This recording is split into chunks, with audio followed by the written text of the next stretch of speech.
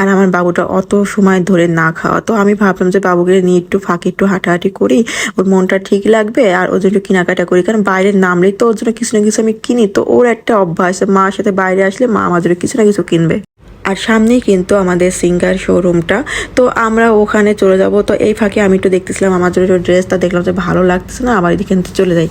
আমরা টাকা দিয়ে যে জিনিসটা কিনি না কেন, এখানে শুধু আমার এই ইনফরমেশনটা দিব, যেহেতু সবাই এখন ঈদের আগে ফ্রিজ কিনতেছেন বা কিনবেন, খোঁজ খবর নিয়ে কিনবেন। আর সবচাইতে বড় কথা, আমার মতো ধরা না খাইতে চাইলে মানে গার্জিয়ান বলতে পুরুষ মানুষ নিয়ে যাবেন। যেহেতু আমার হাজব্যান্ড প্রচুর ব্যস্ত, তো তার ব্যস্ততার সময় আমি এটা প্যারা দিতে চাইনি। সে এক কথায় বলছে তুমি যে কিনবা, তো আমি রাজি হয়ে গেছি আমি যে কিনবো।